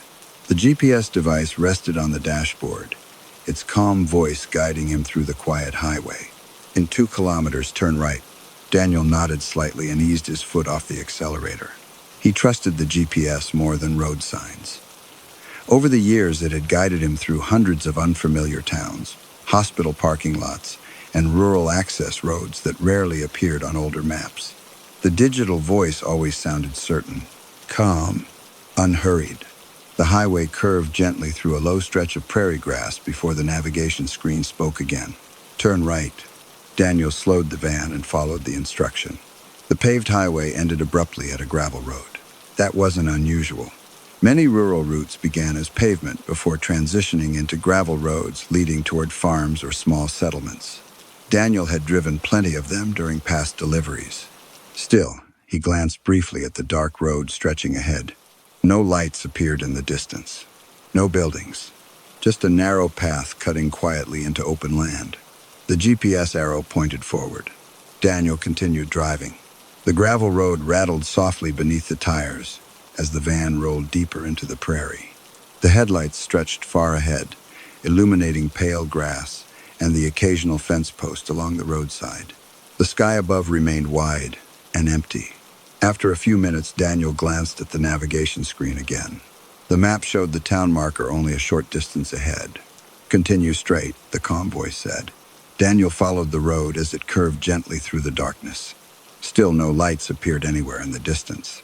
Usually, even the smallest prairie town produced some glow along the horizon's street lamps, farmhouse windows, the faint shimmer of grain silos reflecting moonlight. But the landscape ahead remained completely dark. Daniel leaned slightly forward in his seat. The GPS still showed the town marker just ahead. Perhaps the settlement was tucked behind a rise in the land. The gravel road continued. Another minute passed. The navigation voice spoke again. "You have arrived at your destination." Daniel slowed the van. The headlights illuminated a wide clearing in the prairie. In the center of the clearing stood a rusted metal gate attached to two leaning wooden posts. Beyond the gate stretched open land. No houses, no streetlights, no buildings, just empty prairie grass moving gently in the night wind. Daniel stopped the van and looked at the GPS screen again. The map still showed a small town marker directly beneath his location. Population label, road grid, street names branching outward. Yet the headlights revealed nothing except the gate and the open land behind it. Daniel stepped out of the van. The night air felt cool and still. From outside the vehicle, the silence of the clearing seemed deeper than the quiet highway he had left behind. No distant engines, no farm equipment, not even the faint hum of power lines. Just the wind moving slowly through the grass. Daniel walked a few steps toward the rusted gate. It hung loosely from one hinge, leaning slightly inward, as if someone had once pushed it open many years ago. A weathered wooden sign had once been attached to the gate, but only two empty bolt holes remained where the metal plate used to be. Daniel turned back toward the van. The GPS screen continued glowing softly through the windshield. He stepped inside again and looked closely at the map. The device still insisted he had reached a town. Street names appeared clearly. A grid of small roads surrounded the marker, but the real landscape outside the windshield remained empty. Daniel zoomed the map outward. The surrounding area showed several other towns scattered across the prairie. Gas stations, highways, hospitals. Everything looked normal. Only this particular destination seemed to exist only on the screen. Daniel leaned back in his seat. Perhaps the map database had outdated information. Older settlements sometimes disappeared from rural maps when farms consolidated or communities relocated. Still, the GPS had guided him directly to the coordinates. He turned the steering wheel slowly and began driving back toward the gravel road. The van rolled away from the clearing. After a few seconds, the navigation voice spoke again. "Make a U-turn when possible." Daniel frowned slightly. The road stretched straight ahead behind him. He continued driving. The voice repeated itself. "Please return to the highlighted route." Daniel glanced at the screen. The route line still ended at the clearing. A blue arrow showed his van slowly moving away from the destination marker. "You have not yet arrived," the GPS said calmly. Daniel shook his head. He had clearly reached the location. The empty clearing and rusted gate were all that existed there. Yet the navigation system continued guiding him back. "Turn around," the voice repeated gently. Daniel drove another 100 meters before slowing the van. The gravel road remained empty. For a moment, he considered ignoring the device completely and continuing back toward the highway. But curiosity made him stop. He turned the van around and drove back toward the clearing. The GPS voice grew quiet as the arrow approached the destination marker again. When Daniel reached the gate, the device spoke. "You have arrived." The clearing remained unchanged. Daniel stared through the windshield at the open land. The GPS screen glowed quietly beside him. A small thought settled in his mind. The navigation system had not miscalculated. It had guided him precisely to the coordinates stored in its database. Coordinates that still belonged to something that no longer appeared on the land. Daniel stepped outside the van again. The prairie stretched endlessly beyond the rusted gate. He imagined the possibility that a small farming settlement had once stood there. Houses, a grain elevator, perhaps a church or general store. Over decades, the buildings might have been removed. Roads plowed back into fields. Only the coordinates remained inside the mapping system, a place that still existed digitally. Even if nothing remained physically, Daniel returned to the van and started the engine. This time, he ignored the GPS instructions and drove away from the clearing without turning back. The device continued speaking calmly. "Please return to the route." Daniel kept driving. After several minutes, the voice finally fell silent. The gravel road eventually returned him to the highway. The paved surface felt steady beneath the tires again. Daniel continued toward the next town listed on his delivery route. About 20 minutes later, he stopped at a small gas station to stretch his legs. The clerk behind the counter looked up as Daniel entered. "Late drive tonight?" the man asked. Daniel nodded. "Courier run." He hesitated for a moment before speaking again. "Hey, quick question." "Sure. Do you know if there used to be a settlement somewhere west of here? Maybe off one of the gravel access roads?" The clerk thought for a moment. "There were a few old farm clusters out there decades ago." Daniel described the rusted gate and the clearing. The clerk's expression shifted slightly. "That sounds like where an old farming settlement used to sit," he said slowly. "What happened to it?" "Most of the families left in the 70s when the land got consolidated. Buildings were torn down over time. And the roads? Supposedly they were removed too." Daniel felt a quiet chill along his arms. "My GPS still shows a town there." The clerk nodded slowly. "Wouldn't surprise me," he said. "Old coordinates stay in some systems for years." Daniel returned to the van after paying for fuel. The GPS screen still displayed the map of the surrounding prairie. For a moment he zoomed out again. The small town marker remained exactly where he had stopped earlier, right beside the rusted gate. Daniel stared at the screen for a few seconds longer. Then he noticed something subtle. The map still displayed several street lines branching outward from the town marker. But one of those roads now appeared highlighted. A thin route line beginning at the clearing, extending slowly across the prairie, leading toward the highway where he now sat. Daniel looked up through the windshield. The road outside remained empty. No other vehicles. No headlights approaching. Yet the route line on the screen moved slowly along the same gravel road he had just driven, as if something had begun following the path he used to leave the clearing. Daniel turned the GPS screen off. The display went dark. For a moment, he sat quietly in the driver's seat. Then he started the engine again and continued down the highway toward the next town. The prairie stretched wide and silent around him. The dark road behind the van disappeared slowly into the night. And for the rest of the drive, Daniel avoided turning the navigation screen back on, not because he no longer trusted the directions, but because he could not shake the quiet feeling that the GPS had not made a mistake at all. It had guided him exactly where it meant to, and the map might still be waiting for him to return to a place that only existed if someone followed the route again. Daniel kept driving for several minutes after leaving the gas station, letting the highway stretch quietly ahead of him. The prairie night had a way of flattening distance. Headlights carved a narrow tunnel through the dark while everything beyond their reach dissolved into a soft horizon. Occasionally, a farmhouse light appeared far out in the fields, glowing briefly before the van passed it. Inside the vehicle, the dashboard lights were the only illumination. The GPS screen remained off. Daniel drove with both hands on the wheel, watching the road carefully. The delivery schedule still required him to reach a small hospital farther south before morning. Normally, he would have reactivated the navigation device immediately. Instead, he relied on the highway signs. Every few minutes, he glanced at the dark GPS screen, half expecting it to turn itself back on. It never did.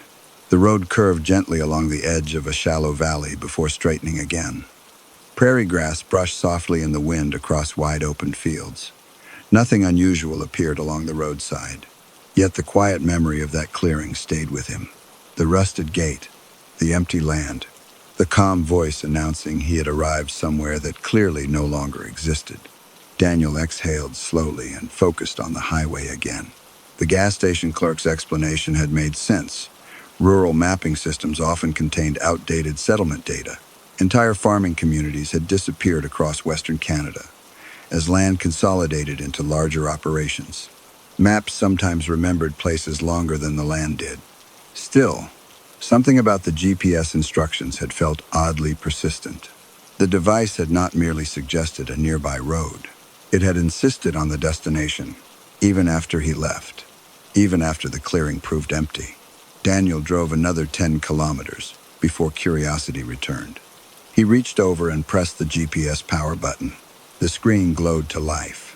The digital map reappeared exactly where he had last seen it. Highway line, vehicle marker, nearby town icons scattered across the prairie. For a moment, everything looked normal. Then the device recalculated. A thin blue route line appeared. It did not lead toward his current delivery destination. Instead, it curved gently off the highway behind him, back toward the gravel road, back toward the clearing. "Please proceed to the highlighted route," the calm voice said. Daniel frowned slightly. He tapped the screen and entered the hospital address again. The device paused briefly. Then the route recalculated. For a moment, the blue line pointed south toward the correct town. Daniel nodded, but the line slowly shifted again. The map zoomed slightly inward, and once again the route returned to the clearing. "Make a U-turn when possible," the voice suggested. Daniel stared at the screen. The highway stretched empty ahead of him. No vehicles, no intersections for several kilometers. He turned the screen off again. The van continued forward through the quiet prairie night. An hour later, Daniel reached the small hospital where his delivery was scheduled. The building stood alone near the edge of town, its parking lot illuminated by pale overhead lights. The surrounding streets remained mostly empty at that hour. Daniel parked the van beside the loading entrance and carried the supply cases inside. The night nurse signed the delivery paperwork without much conversation. After loading the empty crates back into the van, Daniel returned to the driver's seat and started the engine again. His route now required him to continue south toward another town. Daniel hesitated before turning the GPS back on. Finally, he pressed the power button again. The screen lit up. This time, the route displayed normally. The blue line pointed directly down the highway toward the next town. No detours, no gravel roads. Daniel drove out of the hospital parking lot and merged onto the highway. For several minutes, the navigation voice remained silent. Then it spoke again. "In 800 meters, turn right." Daniel glanced at the screen. The map showed a small access road branching off the highway ahead. He slowed the van slightly. The road sign appeared briefly in the headlights. It showed no town name, just a faded marker for a maintenance road. Daniel continued past it. The GPS voice responded immediately. "Route recalculating." The screen shifted again. The blue line bent backward, returning to the same location he had just passed. Daniel continued driving forward. The device recalculated again. This time the route line extended behind him farther than before, tracing the exact path he had driven since leaving the clearing earlier. The blue line now connected the gravel road, the clearing, and the highway where he had rejoined the main route. Daniel watched the screen carefully. The line continued moving, slowly extending forward, as if the map were completing a road that had never existed on the land. He reached over and turned the GPS screen off again. The van continued south through the night. By the time Daniel finished the final delivery of the route, the sky had begun turning faintly gray along the eastern horizon. Dawn approached slowly across the prairie. He stopped once more at another gas station to refill the tank before starting the return drive north. The early morning air felt cooler now. Daniel leaned against the van for a moment while the pump clicked steadily. He thought again about the clearing, about the abandoned settlement the clerk had mentioned.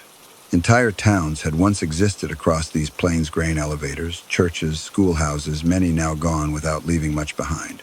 If someone removed the buildings and leveled the roads, the land could easily return to empty prairie. Yet digital maps preserved coordinates long after the physical structures disappeared. Perhaps the GPS had simply followed outdated data. Nothing more. Daniel finished fueling and climbed back into the van. For a moment, he stared at the blank GPS screen again. Then he turned it on. The device booted quietly. The map loaded. Daniel watched carefully. The vehicle marker appeared on the highway where he sat. Nearby towns displayed normally. For a few seconds, everything looked correct. Then a small icon appeared. A town marker, exactly where the clearing had been. Daniel zoomed in. The map displayed the grid of streets again. But something had changed. A new road line now extended from that town marker. running directly across the prairie, connecting with the highway, following the path he had driven the previous night. Daniel felt a slow tension settle in his chest. The road did not exist on the land. He had driven that route himself. The gravel road ended at the clearing, yet the GPS now showed a completed connection, as if the map had recorded his drive and decided that the road should exist. Daniel turned the screen off once more. He drove north toward Medicine Hat without the navigation device. The prairie landscape brightened gradually as sunrise reached the fields. Morning light revealed wide-open farmland stretching to the horizon. Nothing unusual, no forgotten towns, just empty land and quiet roads. Yet as Daniel drove, the thought returned again. The GPS had guided him to a location that once existed, a place removed from the land decades earlier. But now the map had drawn a road connecting that place to the present highway, a road that appeared only after he followed the route. Daniel kept his eyes on the road ahead. He did not turn the GPS back on for the rest of the drive, because the strange part was not that the map remembered the abandoned town. Maps often kept outdated places. The unsettling part was the quiet possibility that the system had not been wrong. It had simply been waiting for someone to follow the path again. So the road could appear where it had once been, and perhaps remain there inside the map long after the land itself forgot it ever existed.